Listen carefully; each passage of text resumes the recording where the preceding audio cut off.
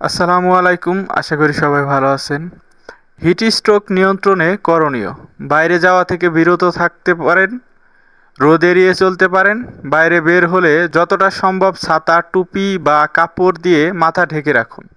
বিশেষ করে সুতির তৈরি হালকা রঙের পোশাক পরা, পর্যাপ্ত বিশুদ্ধ পানি পান করা, সহজে হজম হয় এমন খাবার খাওয়ার চেষ্টা করুন এবং বাসি খোলামেলা খাবার খাওয়া এড়িয়ে চলুন।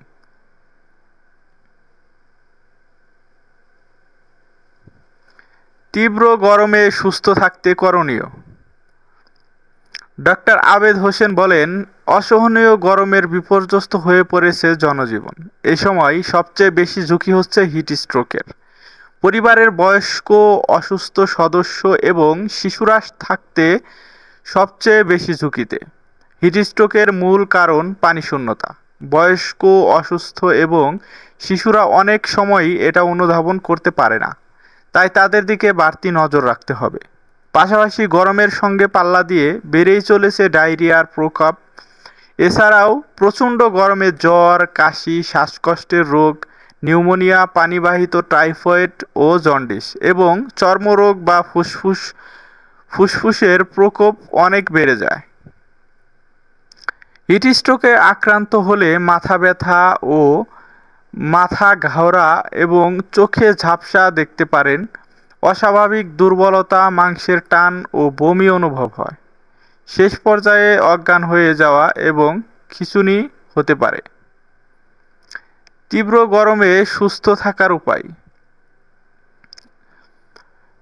১. বাইরে বের হওয়ার সময় ছাতা বা ক্যাপ ব্যবহার করতে হবে। ২.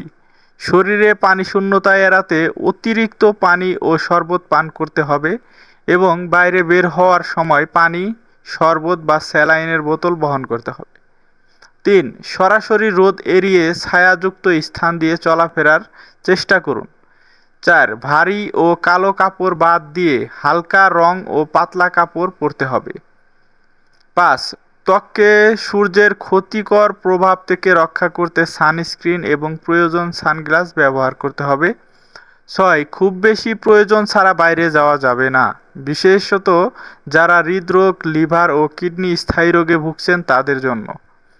৭. ১১টা থেকে দুপুর ৩টা পর্যন্ত সময় তাপমাত্রা সবচেয়ে বেশি থাকে, তাই এই সময়ে বাইরের কাজ কমিয়ে আনার চেষ্টা করতে হবে।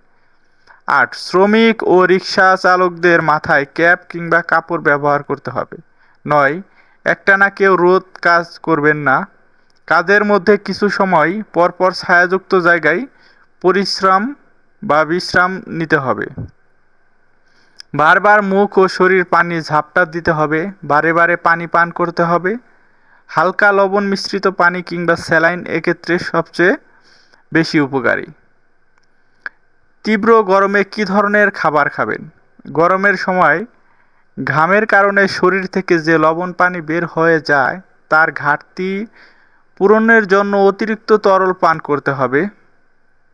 তাই গ্রীষ্মকালীন ফল দিয়ে তৈরি তাজা জুস, ডাবের পানি, লবণ, চিনির শরবত, স্যালাইনের পানি বারে বারে খেতে হবে এবং খেয়াল রাখতে হবে প্রস্রাবের গাঢ় রং পানি স্বল্পতার লক্ষণ।